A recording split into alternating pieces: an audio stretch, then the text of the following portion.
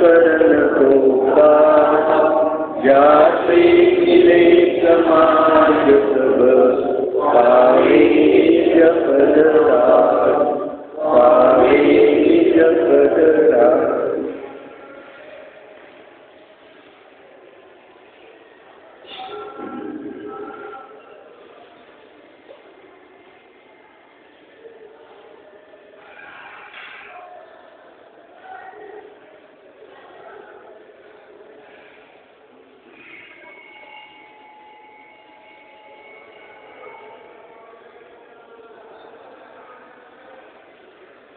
मोक्ष मार्ग प्रकाश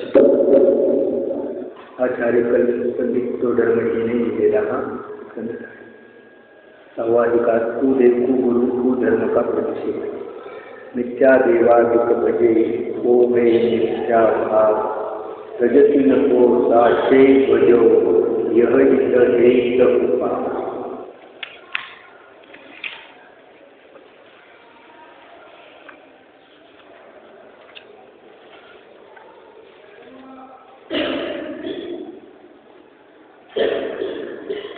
तू देवाच्या सेवनाचा निषेध केला, तू देव आणि तू देवाचं सेवन दोन्ही का, त्याप्रमाणे तू गुरु आणि तू गुरुच्या सेवनाचा निषेध केला, कारण त्याच्यामध्ये या जीवाचं भयंकर अहित आहे, त्याच्यामुळे तुझा स्वभाव पुष्ट होतात आणि अनंत संसारामध्ये जन्ममरण धारण करावे लागतात।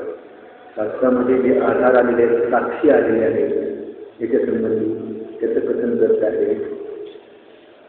सत्तेची झालं पान नंबर 81 वर, सप्पोकम मरण गुरु अनंताई देई मरणाई, सोवर सप्पम गह्यम मातु गुरु सेवनम बद्धम।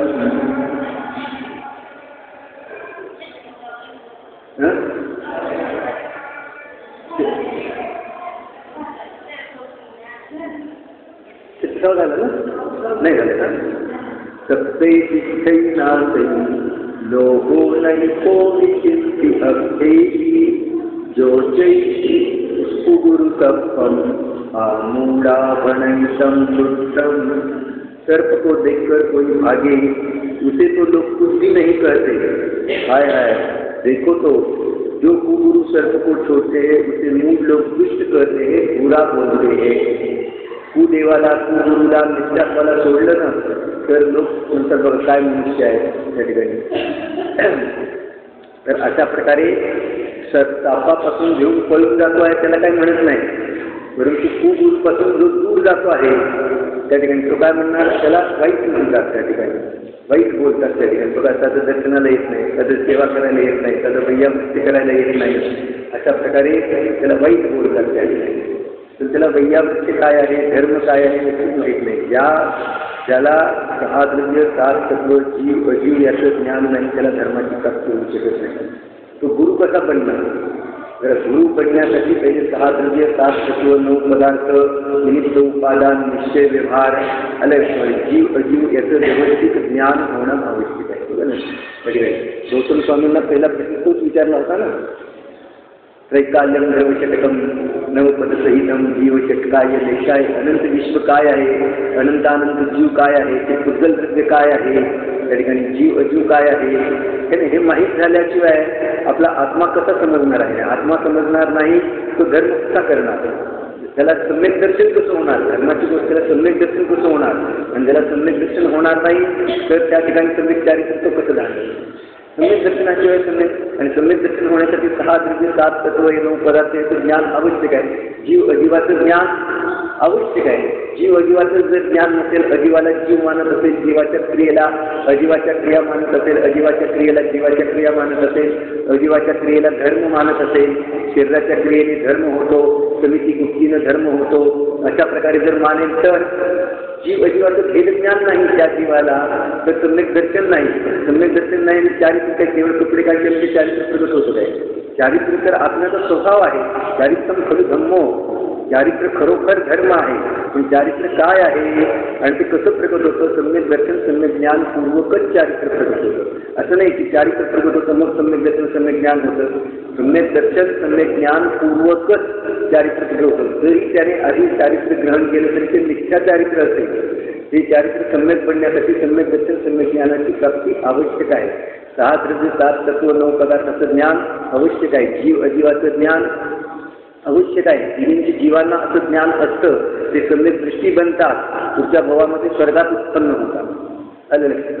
ज्याला जीव अजीवाचं ज्ञान नाही तो या ठिकाणी अशा प्रकारचं संयम पाळू शकत नाही. हे धर्माचं प्रकरण आहे ना. चारित्र खल धम्मो, चारित्रवाला जे खरोखर धर्मात्मा आहे, चारित्र्याला नमस्कार केला जातो, संयमाला नमस्कार केला जातो, पण हा संयम सम्यक दर्शन सम्यक ज्ञान पूर्वकच प्रकट होतो. सपोयुक्कम मरणम गुरु अनंताई देशी मरणानी सोवर सप्पम गह्यम मातु गुरु सेवड़म भद्दम. हो सर्प द्वारा तो एक बार मरण होता है और कुगुरु अनंत मरण देता है. सर्प चावला तर किती वेळा मरण येतं? एकदा. आणि कुगुरु जर डसला तर कुगुरूची सेवा केली, त्या ठिकाणी भक्ती केली, देई अनंताई मरणाई, अनंत वेळा त्या ठिकाणी अनंत बार जन्म मरण करत आहे. कुगुरु या जीवाला अनंत बार जन्म मरण करत आहे. कुगुरूची संगती सोड, एक वेळ सापाची संगती कर, पण कुगुरूची संगती करू नको. फक्त सांगितलं ना, हे भले पुरुषा त्या ठिकाणी सेवणम फल नाही त्या ठिकाणी. हे भद्र, हे भद्र. हा चांगला आहे. हा कुगुरू चांगला नाही त्या ठिकाणी, कारण तो स्वयं अनंत संसारामध्ये डुबणारा आहे आणि त्याची भक्ती सेवा वगैरे याला डुबवण्यामध्ये निमित्त कारण करणार आहे त्या ठिकाणी. त्याच्या प्रतीचा जो अनुराग आहे, त्याच्या प्रतीची जी भक्ती आहे, तो त्याला डुबवण्यामध्ये कारणीभूत करणार आहे. या ठिकाणी सांगितलं की सर्पद्वारा एक बार मरण होत आहे, कुगुरु अनंत मरण देत आहे, अनंत बार जन्म मरण करत आहे. इसलिए हे भद्र, सर्प का ग्रहण तो भला और कुगुरु का सेवन भला नहीं है. एक वेळ सर्पातून आश्रय केला तरी चालेल, त्याची संगती केली तरी चालेल, पण कुगुरूचं सेवन भलं नाही, करण्यायोग्य नाही. त्याच्यामुळं अनंत संसारामध्ये दुःख सहन करावं लागणार आहे. मिथ्यात्व महापुष्ट होणार आहे. रागाधिक भाव मिटणार नाही. त्याने रागाधिक भाव मिटविणारा तो गुरु. सोपी आपली जादा शास्त्रीय नसेल तरी सुद्धा त्या ठिकाणी वीत राग भावांची पुष्टी करणारा, रागाधिक अज्ञान दूर करणारा होतं ना. अज्ञान म्हणा रागाधिक भाव अज्ञानच आहे, ते दूर करणारा तो गुरु असतो. तो उपाय सांगणारा तो गुरु असतो. आणि हे अज्ञान भाव, हे रागाधिक दूर कसे होतील? आपल्या आत्मस्वभावाचं भान झालं तर होतील. ज्याला आत्मस्वभावाचं भान आहे तो दुसऱ्याला आत्मस्वभावाचं भान करवेल. ज्याला आत्मस्वभावाची रुची आहे, आपल्या आत्म्यामध्ये रुची आहे, तो अन्य जीवांना पण आत्म्यामध्ये रुची उत्पन्न करवेल. ज्याला भोगामध्ये रुची आहे त्या ठिकाणी तो म्हणेल स्वर्ग प्राप्त करा, स्वर्गाचं कारण पुण्य करा, पुण्यामुळे तुम्ही सुखी होताल. भोगाची रुची आहे त्याला. आलं लक्षामध्ये?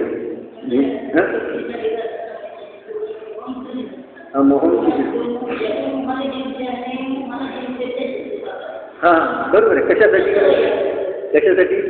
आपल्यामध्ये मोह जास्त उत्पन्न व्हावा म्हणून. अरे त्याने मोहाचा नाश केला एवढं जरी मनात आलं, मी कोणाची भक्ती करायला चाललोय, कोणाचं दर्शन करायला चाललोय, ज्याने संपूर्ण मोहाचा नाश केलेला आहे त्याची मी पूजा करायला चाललोय. कशासाठी?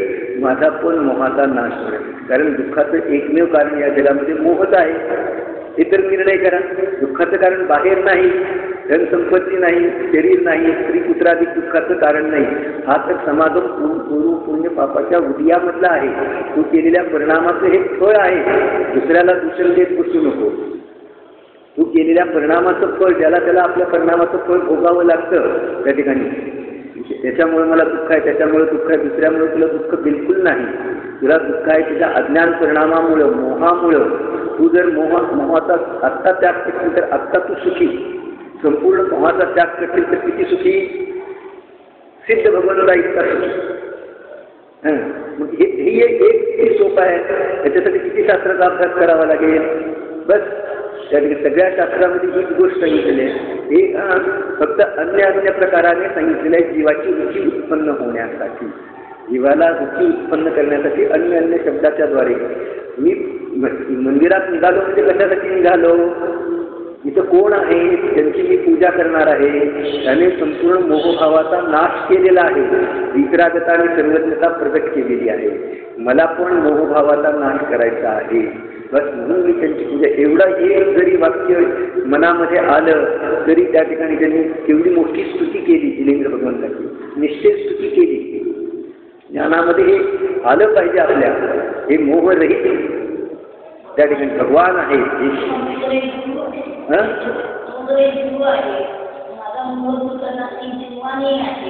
आणि त्यांचा जो उपदेश आहे तोच माझा मोह दूर करण्यामध्ये समर्थ आहे, दुसऱ्या कोणाचा नाही. दुसरे किती कोणीही काही सांगू, किती गोड शब्दात सांगू, परंतु ज्याने स्वयं मोहनाश केलेला आहे, मोहनाश करण्याचा उपाय करून राहिलेले त्याचे पंचपरमेष्ठीच माझा मोह, असे पंचपरमेष्ठीची वचन, असे पंचपरमेष्ठीचा उपदेश आहे, तो माझा मोह नष्ट करण्यामध्ये समर्थ आहे. मग तो ते वचन किती रुचिपूर्वक आहे. अरे हे वचन कसं आहे? मोहाचा नाश करणार आहे. जिनवयनम औषधमिनम, हे औषध आहे ना.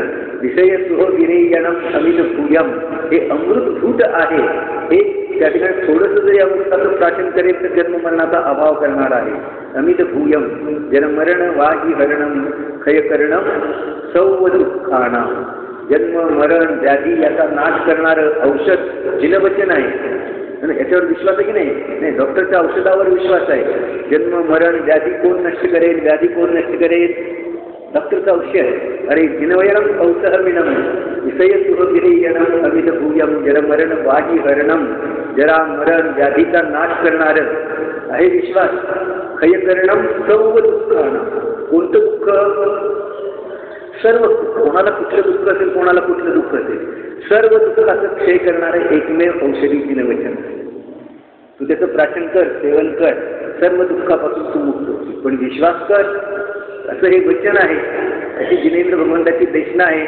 आणि असं वचन ज्याने सांगितलं त्याच्या मी दर्शनाला चाललोय, त्यांचं पूजन करण्यासाठी चाललोय, असा अहोभाव अंतरंगामध्ये येईल तर महान पुण्याचा बंध होईल.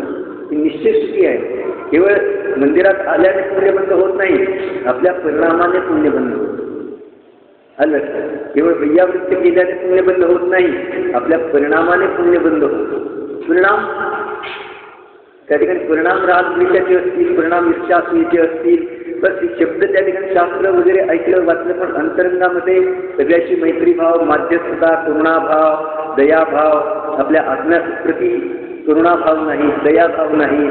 आपला आत्मा अनंत काळापासून दुःखामध्ये खितपत पडत आलेला आहे आणि याला सोडवण्याचा उपदेश जिनेंद्र देव देत आहे. त्यांचं वचन कसं असते?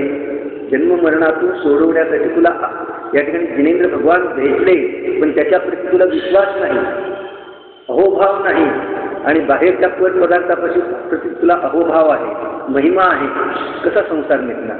सगळं संसार तत्व आहे. आलं मोक्ष तत्व काय आहे? जे रागद्वेष मोहापासून सोडविणारं आहे ते मोक्ष तत्व आहे. विकारापासून मुक्त करणारं ते मोक्ष तत्व आहे. मग त्या मोक्ष तत्वाची उपासना कर, संसार तत्वाची उपासना सोड. मंदिरात येऊन पण संसार तत्वाची उपासना करणारे लोक आहेत बहुसंख्य, 90%.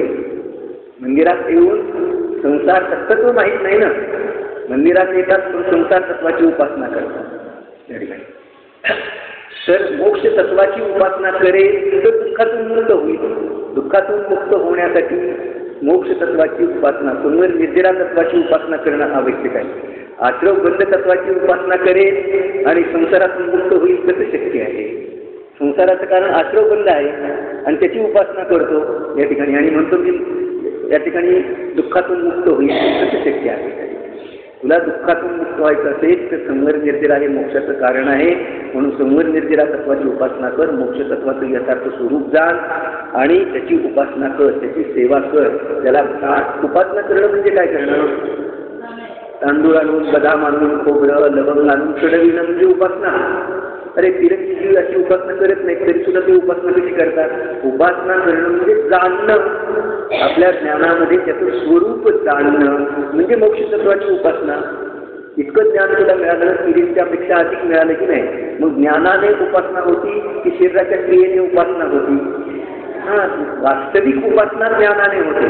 शरीराचा क्रियेचा निमित्त नैमित्तिक संबंध आहे. रागाच्या भूमिकेमध्ये शरीराच्या क्रिया कशा कशा होतील, त्या ठिकाणी तो हात जोडेल, पाया पडेल, त्या ठिकाणी भक्ती करेल, त्या ठिकाणी अशा प्रकारे तांदूळ चढवेल, बदाम चढवेल, उत्कृष्ट त्या ठिकाणी आणेल, त्या ठिकाणी पण लक्ष ज्ञान स्वभावाकडे आहे. ज्ञानाच्याद्वारे त्याची उपासना केली जाते, ज्ञानाच्याद्वारे त्याची साधना केली जाते, है ना. ज्ञानाच्याद्वारे त्याच्यामध्ये एकाग्रता केली जाते. उपासना करायची म्हणजे कशी करायची माहीत नाही. उपासना करायची त्या ठिकाणी जिनेंद्र भगवंताची उपासना करायची. आम्ही जिनेंद्र भगवंताचे उपासक आहोत, पण जिनेंद्र भगवंताची उपासना ज्ञानाच्याचद्वारे होते आणि वीतराग भावाच्याचद्वारे. कारण जिनेंद्र भगवान वीतरागी आहेत, त्यांची उपासना राग भावाच्याद्वारे होईल नाही, वीतराग भावाच्याचद्वारे. त्या ठिकाणी अंशिक वीतराग भाव प्रगट करेल. वीतराग भाव परम उपादेय आहे, ग्रहण करण्यायोग्य आहे, सेवन करण्यायोग्य आहे, प्राप्त करण्यायोग्य आहे. अशा प्रकारची श्रद्धा करेल तर उपासना झाली. श्रद्धा कर. जिनेंद्र भगवंताच्या समोर येऊन हे जिनेंद्र भगवान आहेत, हे महान कशामुळे बनले? वीतरागतेमुळं. वीतरागतेमुळे सर्वज्ञता प्रगट केलेली आहे. अशी वीतरागता मला कशी प्रगट होईल? हीच वीतरागता 3 लोकांमध्ये श्रेष्ठ आहे. अशी वीतरागता मला कशी प्राप्त होईल? अशा प्रकारे त्या ठिकाणी वीतरागतेची इच्छा करेल. इच्छा आहे त्या ठिकाणी, पण कशाची आहे? रागभाव मिटवण्याची आणि वीतरागता प्राप्त करण्याची. अभिप्रायातून त्याचं नाव उपासना आहे. जिनेंद्र भगवंता पुढे येऊन त्रिलोकीनाथ सर्वज्ञ परमात्मा आणि त्यांच्या पुढे येऊन काय मागायचं? आपण विवेक असला पाहिजे. मागून मागून काय मागणार? काचा कवड्या, कागदाच्या नोटा, रंगीत कागदाचे तुकडे, सोनं नाणं, काय म्हणणार? शरीर आहे ना. अरे हे तर तुझ्या त्या पुण्याने सहज प्राप्त होणार आहे. त्याची जी धूळ आहे त्याच्याद्वारे सहज ते प्राप्त होणार आहे. त्याची इच्छा करण्याची गरज नाही. त्या ठिकाणी विवेकी जीव जिनेंद्र भगवंता पुढं काय मागे?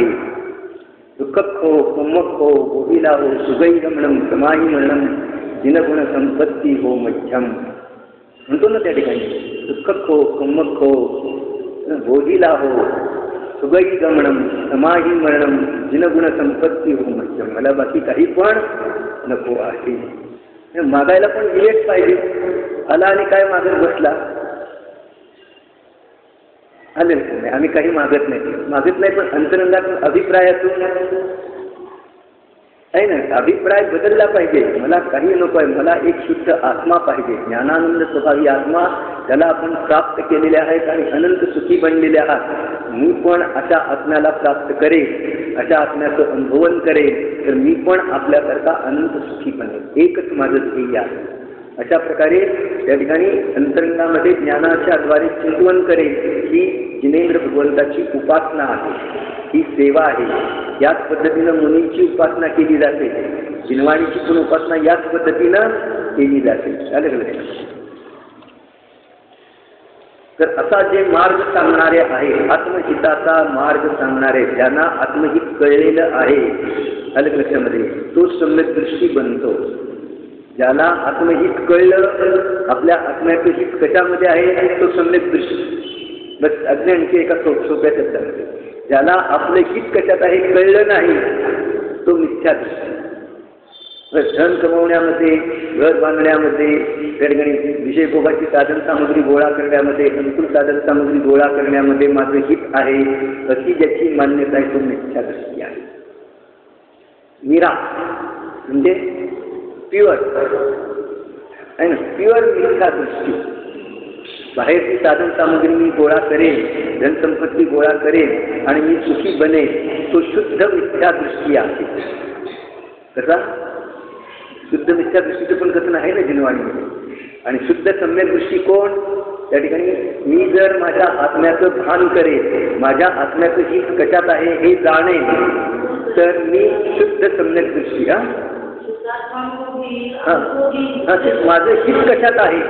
आत्मानुभूती घेण्यामध्येच माझं हित आहे, अशा प्रकारे निर्णय करणारा. अजून आत्मानुभूती झाली नाही, पण आत्मानुभूती करण्यामध्ये, आत्म्याला जाणण्यामध्येच माझं हित आहे, असा निर्णय करणारा जीव अंगणात आलेला आहे. आज नाही उद्या त्याला सम्यक दर्शन होणार आहे, म्हणून तो देखील सम्यक दृष्टी व्यवहाराने म्हटला जातो. लक्ष उपचार केला ना, अंगणात आल्यानंतर तो घरात शिरेल, आज नाही उद्या फिरे, नियम नाही. म्हणून वास्तविक तो घरात जाईल, तो आत्मानुभव करेल त्यावेळेला. पण त्याला एवढं देखील समजलं की आपलं हित कशात आहे आणि अहित कशात आहे, एवढा निर्णय केला.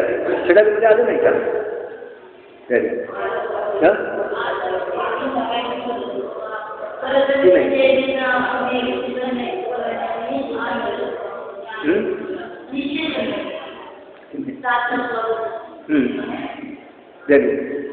रुची सम्यक तो भला आहे.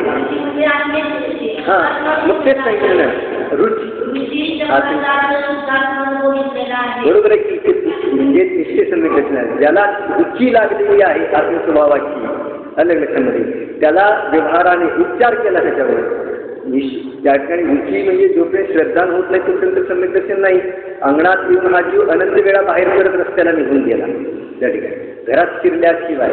पण या ठिकाणी अंगणात आल्याशिवाय तर घरात शिरणार नाही. त्या ठिकाणी विकल्पाच्या भूमिकेमध्ये आल्याशिवाय तर निर्विकल्प होणार नाही.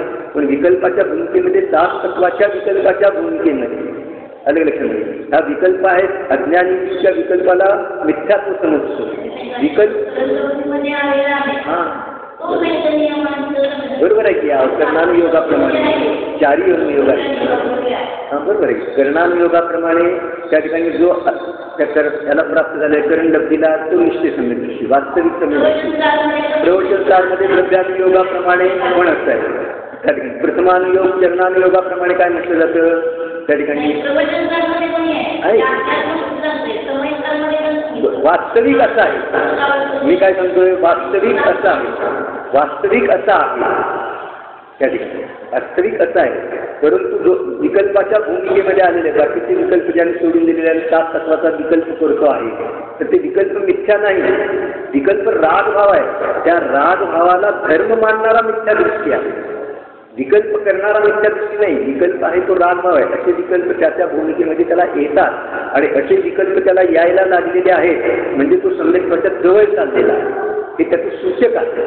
असे वारा यायला लागलेले, थंडगार वारा यायला लागले, खूप तहान लागलेली आहे, कडक ऊन पडलेले आहे आणि समोरून थंड वारा यायला लागलेला आहे म्हणजे सूचक काय, जवळ कुठंतरी सरोवर आहे. त्या सरोवराच्या आपण जवळ चाललेलो आहोत.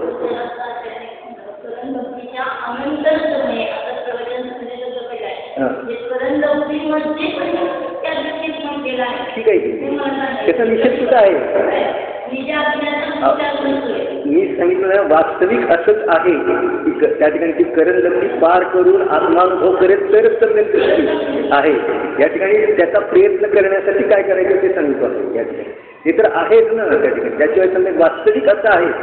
परंतु जो जीव त्या मार्गावर आरोप झालेला आहे, जवळ चाललेला आहे, समोर सरोवरावरून गार वारा येतो आहे, त्या ठिकाणी थंडक लागते आहे, तर तेवढ्याने देखील तो प्रसन्न होतो की नाही त्या ठिकाणी, त्याचा आनंद आल्हाद येतो. म्हणून मी जर पूर्ण सरोवरापाशी पोहोचलो तर आणि पाण्याचं प्राशन करेल तर अशा प्रकारे त्याची तीव्र जिज्ञासा वाढत जाते ना.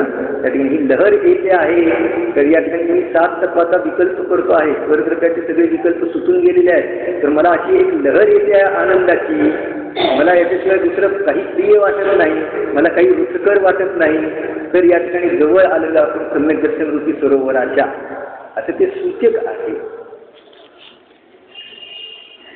आपला प्रश्न काय चालला होता की अशा प्रकारे आत्महित ज्याला समजलेलं आहे तोच आत्महिताचा उपदेश देऊ शकतो. प्रश्न काय चालला होता, ज्याला आपलं हित कशात आहे, अहित कशात आहे, तोच जीव सम्यक दृष्टी किंवा सम्यक दृष्टी प्राप्त करण्याच्या योग्यतेचा.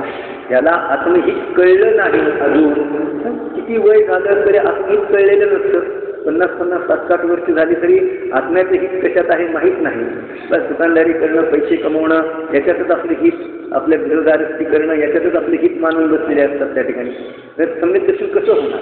ज्याला आत्म्याचं हित कशात आहे आणि अहित कशात आहे हे समजलं त्या ठिकाणी तो जीव, किंवा ज्याला असं समजलं तो जीव सम्यक दर्शन प्राप्त करण्याच्या योग्यतेचा, ज्याला हित अहिताचा विवेकच नाही तो सम्यक दर्शन प्राप्त करू शकणार नाही. तो अजून अंगणात पण आलेला नाही, खूप दूर आहे.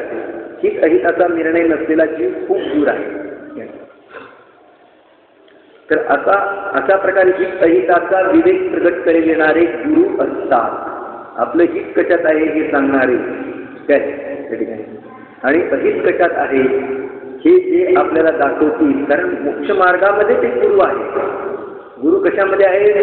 मोक्ष मार्गामध्ये आपण त्यांना गुरु केलेला आहे. आणि मोक्ष मार्गामध्ये हित अहिताला प्राधान्य आहे. हित कशात आहे? मोक्ष मार्ग कोणाचा? आत्म्याचा. मग आत्म्याचं हित कशात आणि अहित कशात, याचा उपदेश देणारे, हे दाखविणारे ते गुरु. वहाँ और भी गाता है, यह श्रद्धांजलि करने को कारण बहुत कही है, तो उस ग्रंथ से जान लेना. अशाच प्रकारच्या अनेक गाथा त्याच्यात म्हणले आहे. उपदेश सिद्धांत रत्नमाला या ग्रंथातले हे आहे. त्याच्यामध्ये अनेक अजून गाथा दिलेल्या आहेत सम्यक दर्शन पुष्ट करणाऱ्या. या ठिकाणी देवगुरु शास्त्रासंबंधी दृढ श्रद्धांत करविणाऱ्या, तर त्या ग्रंथातून जाणून घ्या, त्या ग्रंथाचा स्वाध्याय करा. तथा संगपट्ट में ऐसा कहा है. संगपट्ट काय माहीत नाही त्याला ग्रंथाचे संगपट्ट.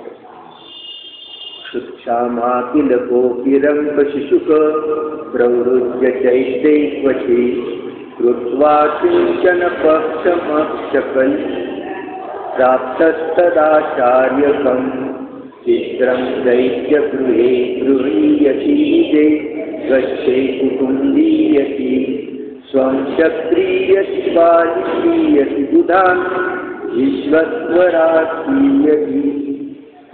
देखो, क्षुधा से पुरुष किसी रक्त का बालक कहीं चैत्यालयादि में दीक्षा धारण करके पाप रहित न होता हुआ किसी पक्ष द्वारा आचार्य पद को प्राप्त हुआ, वह चैत्यालय में अपने गृहवत प्रवर्तता है, निज कक्ष में कुटुंबवत प्रवर्तता है, अपने को इंद्रवत महान मानता है, ज्ञानियों को बलात् अज्ञानी मानता है, बालवत ज्ञानियों को बालवत अज्ञानी मानता है, सर्व गृहस्थों को रंकवत मानता है, सो यह बड़ा आश्चर्य हुआ.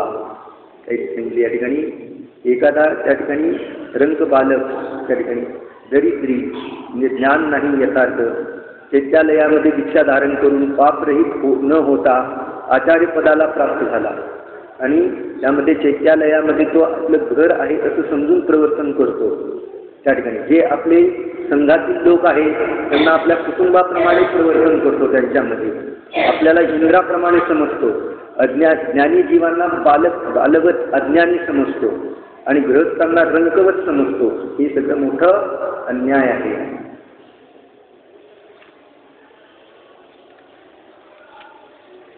तसा येतो नच वर्जितो नच न चीतो इत्यादि कार्य है.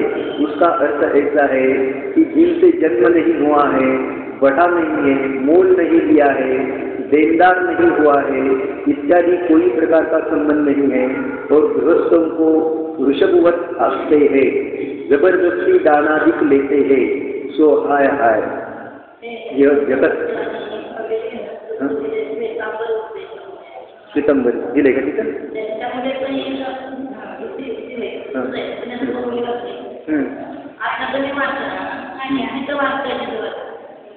बरं, तिथं खाली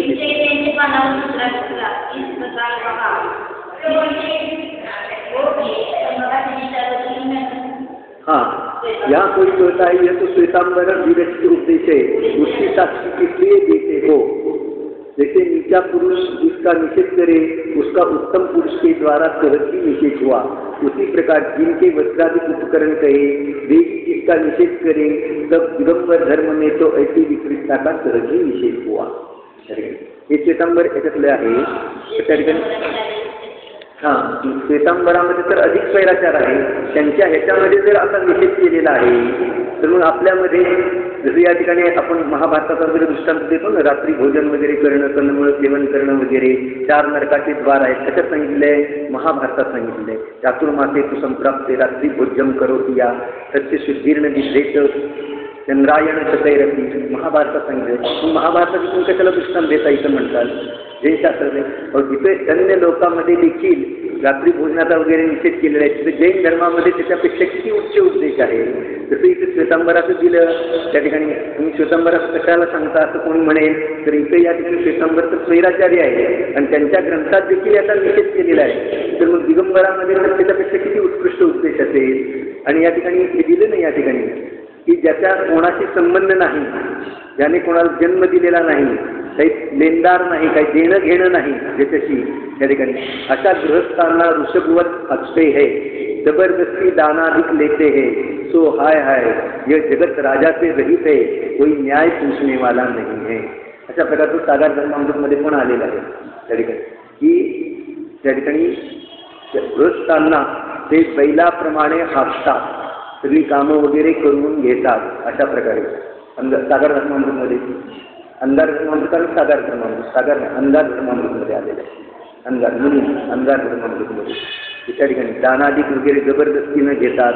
हाय हाय हे जगत राजाधिक से रहित आहे, कोई न्याय पूछने वाला नाही. त्याच्याशी काही संबंध नाही, त्याने जन्म दिलेला नाही, त्याच्याशी काही देणं घेणं नाही, अशा गृहस्थांना देखील त्या ठिकाणी, आणि गृहस्थ देखील दृष्टांनीला भूत लागल्याप्रमाणे त्या ठिकाणी ते कशा प्रकारे धावपळ वगैरे करतात. त्या ठिकाणी ते दिलं ना या ठिकाणी, भूत लागलेल्या माणसाप्रमाणे त्या सगळ्या आज्ञा मानतात, आणि त्याप्रमाणे भूताविष्ट पुरुषाप्रमाणे ते सगळ्या आज्ञा मानतात, आणि त्याप्रमाणे असं जसं भूत करवतं ना कार्य, तशा प्रकारे ते स्वतः त्याच्या अधीन होऊन कार्य करीतात. अशा प्रकारचा दृष्टांत अंगार धर्मामृतमध्ये पण आलेला आहे. तर इस प्रकार वहाँ श्रद्धान के पोषक काव्य है, तो उस ग्रंथ से जानना. अशा प्रकारे ते श्रद्धा, खऱ्या देवगुरुशास्त्राचं श्रद्धान करविण्याचं हे प्रकरण आहे. त्यासाठी खऱ्या देवशास्त्रगुरूचं स्वरूप जाणणं आवश्यक आहे. आलं मग खरे देवशास्त्रगुरूचं स्वरूप कसं आहे हे निर्णय करणं, जाणणं, आणि त्याप्रमाणे श्रद्धान करेल तर धर्ममार्ग सुरू होईल, अन्यथा नाही. अंतरंगामध्ये जर अजून विपरीत श्रद्धा नसेल देव शास्त्रगुरू संबंधी, तर तो व्यवहाराच्या भूमिकेमध्ये देखील नाही. ओम नमः.